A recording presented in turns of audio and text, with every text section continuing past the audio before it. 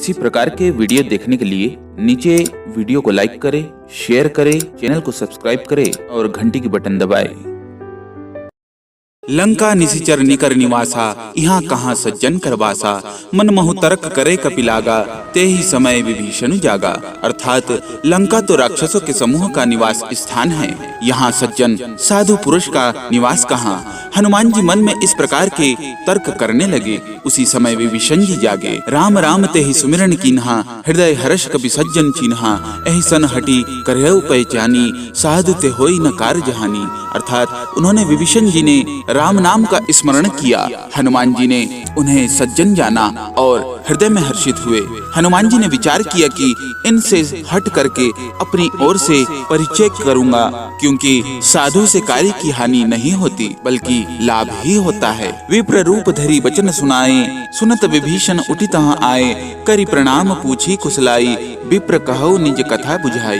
अर्थात ब्राह्मण का रूप धरकर हनुमान जी ने उन्हें वचन सुनाए। सुनते ही विभीषण जी उठकर वहां आए, प्रणाम करके कुशल पूछी और कहा कि हे ब्राह्मण देव, अपनी कथा समझाकर कहिए कि तुम हरिदासन मह कोई, मोरे हृदय प्रीति अति होई।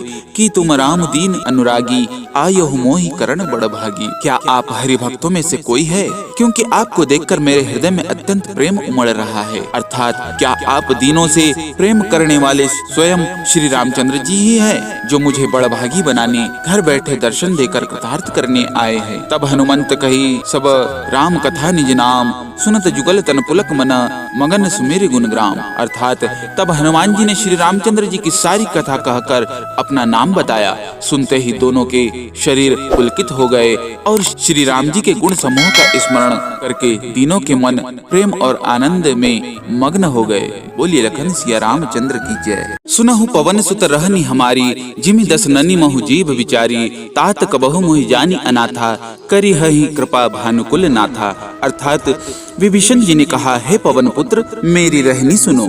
मैं यहाँ वैसे ही रहता हूँ जैसे दांतों के बीच में बेचारी जीव। हे तात, मुझे अनाथ जानकर सूर्यकुल के नाथ श्री रामचंद्र जी क्या कभी मुझ पर कृपा करेंगे? तामस तनु कछु साधन नाही, प्रीति न पद सरोज मन माही। अब मोहि भा भरोसा हनुमंता, बिनु हरि कृपा मिलहि नहीं संता।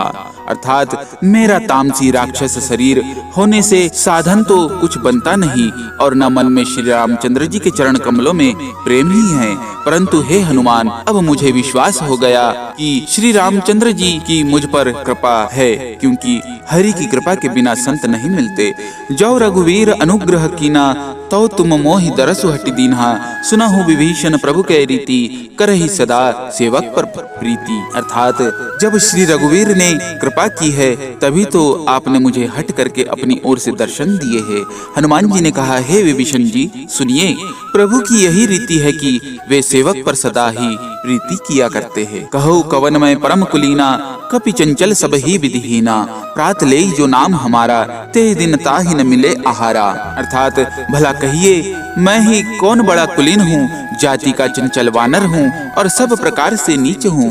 प्रातः काल जो हम लोगों यानी वानरों का नाम ले लेता है तो उसे दिन भर भोजन नहीं मिलता। असमय अधम सखा सुनु, मोहु पर रघुबीर। कीनी कृपा सुमिरी गुना, भरे बिलोचन नीर। अर्थात हे सखा सुनिए, मैं ऐसा अधम हूँ, पर श्री रामचंद्र जी ने तो मुझ पर भी कृपा की है। भगवान के गुणों का स्मरण करके हनुमान जी के दोनों नेत्रों में प्रेमाश्रुओं का जल भर आया। बोलिए लखन सिया रामचंद्र की जय, पवन सुत हनुमान की जय। जानत हो अस स्वामी बिसारी, फिर हित काहि न होई दुखारी। एहि विधि कहत राम गुण ग्रामा, पावा अनिर्वाच्य विश्रामा। जो जानते हुए भी ऐसे स्वामी श्री रघुनाथ जी को भुलाकर विषयों के पीछे भटकते हैं, वे दुखी क्यों न हो। इस प्रकार श्री रामचंद्र जी के गुण समूहों को कहते हुए उन्होंने अनिर्वचनीय परम शांति प्राप्त की। पुनि सब कथा विभीषण कही, जेहि विधि जनक सुता तह रही।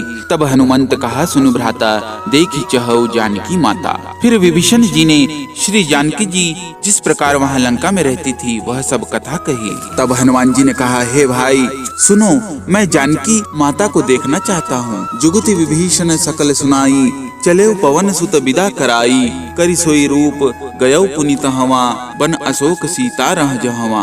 अर्थात विभीषण जी ने माता के दर्शन की सब युक्तियाँ उपाय कह सुनाई। तब हनुमान जी विदा लेकर चले। फिर वही पहले का मशक सरीखा रूप धरकर वहां गए जहां अशोक वन में वन के जिस भाग में सीता जी रहती थी। देखी मनहि महु कीन प्रणामा, बैठे ही बीती जात निसी जामा, कृस तनु शीस जटा एक बेनी, जपति हृदय रघुपति गुण श्रेणी। अर्थात सीता जी को देखकर हनुमान जी ने उन्हें मन ही मन में प्रणाम किया। उन्हें बैठे ही बैठे रात्रि के चारों पहर बीत जाते हैं। शरीर दुबला हो गया है, सिर पर जटाओं की एक वेणी लट है, हृदय में श्री रघुनाथ जी के गुण समूहों का जाप स्मरण करती रहती है। निज पद नयन दिए मन, राम पद कमल लीन, परम दुखी भा पवन सुत, देखी जानकी दीन। अर्थात श्री जानकी जी नेत्रों को अपने चरणों में लगाए हुए नीचे की ओर देख रही है और मन श्री रामचंद्र जी के चरण कमलों में लीन है। जानकी जी को दीन दुखी देखकर पवन पुत्र हनुमान जी बहुत ही दुखी हुए। 8वां दोहा समाप्त। बोलिए लखन सिया रामचंद्र की जय, पवन सुत हनुमान की जय। 9वां दोहा। तरु पल्लव महु रहा लुकाई, करई विचार करौ का भाई, तेहि अवसर रावण तहाँ आवा, संग नारी बहु किए बनावा। इसका अर्थ है हनुमान जी वृक्ष के पत्तों में छिप रहे और विचार करने लगे कि हे भाई क्या करूं, इनका दुख कैसे दूर करूं। उसी समय बहुत सी स्त्रियों को साथ लिए सज धज कर रावण वहां आया। बहुविधि खल सीता ही समुझावा, सामदान भय भेद दिखावा, कह रावण सुनो सुमुख सयानी, मंदोदरी आदि सब रानी। अर्थात उस दुष्ट ने सीता जी को बहुत प्रकार से समझाया, सामदान भय और भेद दिखलाया।